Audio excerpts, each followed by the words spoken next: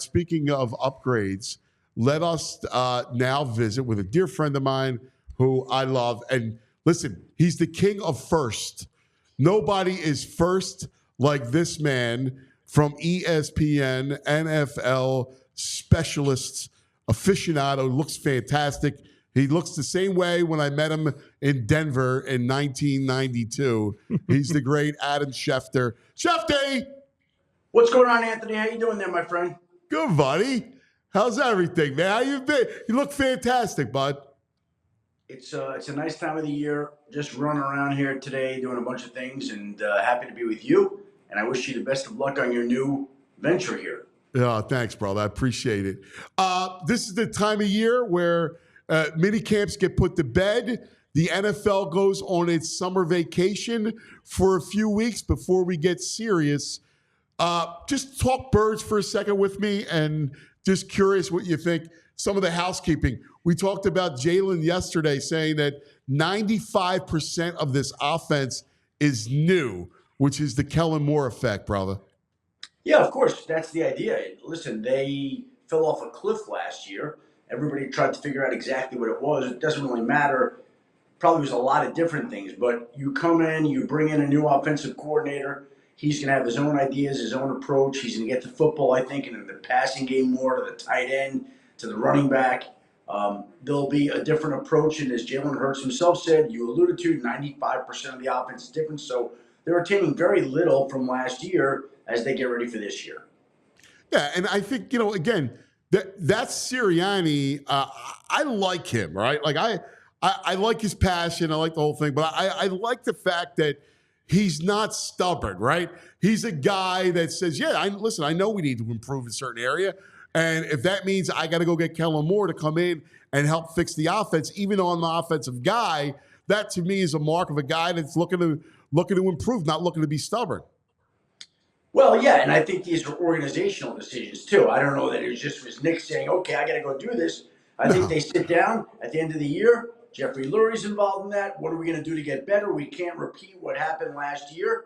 And this is where they came to it. Look, they hired a good offensive coordinator. They hired a good defensive coordinator. They made some changes. They added some players. They did what they had to do. And now we see how it turns out and translates on the field. Yeah, and you bring up the organizational thing, and Jeffrey and, of course, Howie. And you and I have had a front row seat to watch Howie become one of the best GMs in all of football. And his story is fascinating to me, Shefty. And we kind of covered this thing from when Andy brought him in, and it was Andy and Joe Banner. And then as he starts to spread his wings, and then, we remember the Chip Kelly thing. And then he comes back and reinvents himself. And now you look at him, and I talk to him a lot, and I remark about how his journey and his growth, and he really is. You talk to everybody in this league, Howie has become one of the best GMs in the whole sport. I would argue that he's one of the best GMs in all of sports, not just football, all of sports, because he always seems to be a step ahead of things. He kind of lives, eats, and breathes it. If I ever were a GM, which I'm not and I'll never be, but he does it the way I would love to do it. Like, he's just ultra aggressive. He's always thinking. He's always wondering what he can do. To get A.J. Brown and Devontae Smith done before these other wide receiver deals start coming in, that was smart, and it was beneficial for the organization. Players are happy, organization's happy, no issues, and you move forward. So, yeah, to me, he does a great job. And again, you said football, I would say sports, because that's the kind of job I believe he's done. Now, they only have one Super Bowl to show for it. Could have had two, nearly had two, have one. Let's see what these next few years bring before we write the book on Howie and his legacy. Yeah, and Neil, listen, you got Big Dom with a new title too. So that Big Dom is doing everything at the facility except cooking it. Lunch for the players like that. He's got every title in the book right now, Anthony. Right? Yeah. Speaking of seeing somebody his rise, I was with him when Butchie, the old Eagles security guy, was a guy named Butch Canico, who was a legendary kind of figure in this area. And then he hired Big Dom, and then Big Dom takes the reins over from Butchie, and he becomes this mythical figure. And he had the great celebrity last year as he got suspended. And so they changed the title to make sure that he's on the field to keep Nick in line. Did that suspension make him even more of a cult hero within Philly? Yes. There's Big Dom shirts. It's hysterical. He's become such a cult hero across and everybody knows him, right? You know, Jalen Brunson came to camp. He's walking, hosted by Dom. It's hysterical, Shefty. He's almost as big as you. No. I'm only, nobody's as big as Big Dom. I can only hope to be as big as Big Dom. And he's got the title to back it up now. It's hysterical. Hey, what do you make of the Eagle with Jeffrey and the minority selling off a minority stake? Do you smell Bradley Cooper? Well, that would be interesting. I hadn't even thought about Bradley Cooper. Could Bradley Cooper afford that? I think so.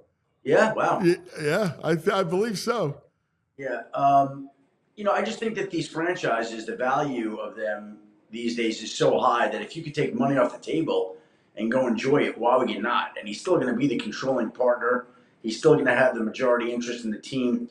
So if somebody's going to go give him however many tens of millions, hundreds of millions, I don't even know. Because if the Commanders went for 6.05, what do you think? I think it's fair to say that the value of the Eagles is safely $6 billion.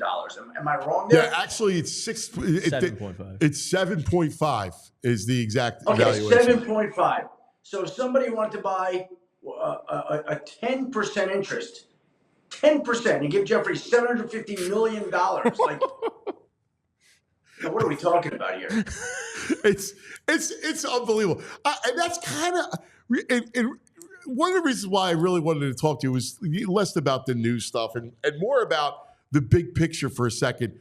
Because when you and I first started covering the league, and you're in Denver, and we're hanging out and watching this thing blow up.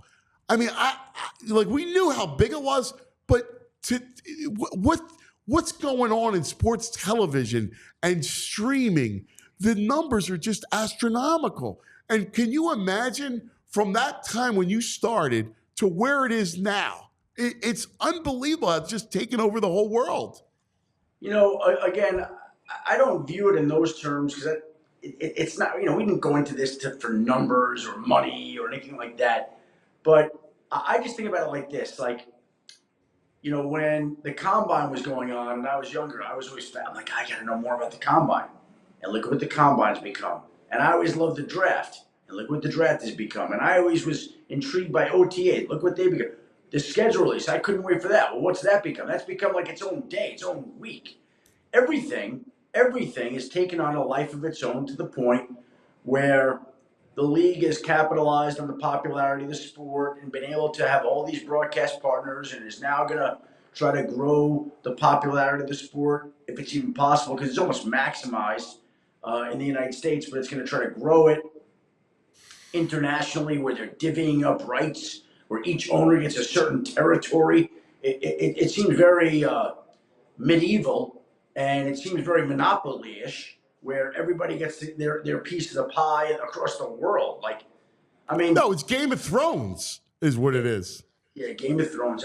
I wasn't a Game of Thrones watcher, but there's a lot of analogies you could use. The point is, to get back to your initial question, everything about the sport is bigger than you could have imagined. There's more money involved than you ever could have imagined. It's only growing, and it doesn't seem like there's an end in sight.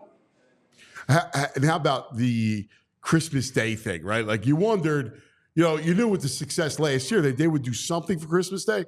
But the fact that it falls on the worst day for football on the schedule, and they figure out a way to do it, right? They go, here you go, streamer. Here we go. We'll give you 2 games on Christmas Day. They just own it.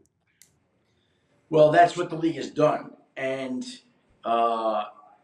they've seen the money that the league, the NBA makes, and so they're biting into that, and they're seeing what the NBA has got for its rights deals. It's just what the league has done. What do you think? When do you think the 18-game season comes about? That's a great question, and that's certainly the next venture of all this. I think, again, what I find interesting is that, I don't know, 5, 6, 7 years ago, the league was talking about an 18-game schedule. It got shot down pretty quick. Like 18, no. So they went to 17. And it's almost like they said, before we could run, let's just walk. We'll take baby steps to this rather than take one big giant step. And so they decided, I think, to make a conscientious effort to do this in increments. And so now we got to 17 games. Oh, a little time passed, and now we bring up 18 games. And it just feels like, with everything with this league, the league gets whatever it wants. And so if the league is set in its mind on getting to 18 games, it's going to get to 18 games. I don't know whether that takes 2 years, 4 years, 6 years, the end of this current collective bargaining agreement, we'll see. But to me, 18 games it's going to come. It's going to come. And the question is, what is it going to cost the league to do that with the players, and when is it going to happen? Yeah.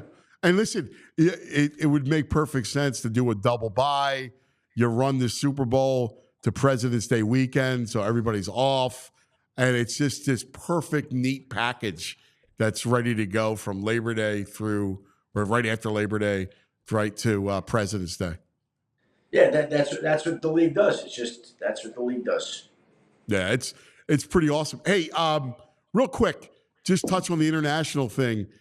Was it an oversight about Eagles and Packers, both which have the color green, going to Sao Paulo with the whole? There's a lot of stories about the biggest rival in Sao Paulo. Where's the color green? So there's some worry among fans about the color green down there in Sao Paulo, Brazil.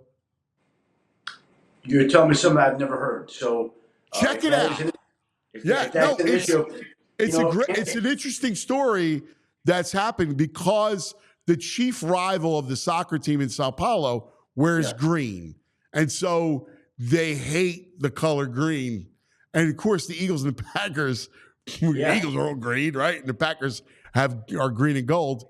And so there's a big story about that and about worrying about safety and the whole thing. Now, listen, that the people who run Sao Paulo, who run Brazil, are going to make sure that safety is paramount. But it is something to think about. I was just wondering if it was just an oversight when they picked those two teams to go to Brazil. I don't think there's much that the league does with oversight. Are you making that trip to Brazil? I think so. I think we're going to head down there. Looking forward to it. It's a great idea. Starting, you got the Thursday game, and then you get the Friday game. I think it's pretty cool. Again, taking over every night of the week, taking over the full NFL calendar. The league just keeps growing. It doesn't stop. It's at unprecedented levels, and there's no end in sight, like I said.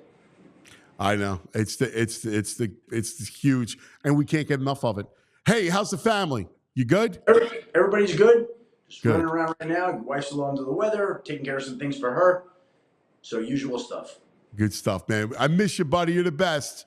Always great catching up. Happy to be with you, Anthony. Thank you very much. Good luck with the new video, on-air, podcast, whatever it is. What is the digital television, my brother. We're digital television. Well, good luck with digital television, Anthony. Yeah, we're going to be on Roku. We just did a deal with Roku. A lot of good stuff happening. So thanks, my brother. It's embracing the future, just like the league. Good luck with that. I know you'll crush it. Thanks, buddy. Appreciate it, brother. Take care, the great Adam Schefter, Shefty, hanging out with us. We all silly like the mayor.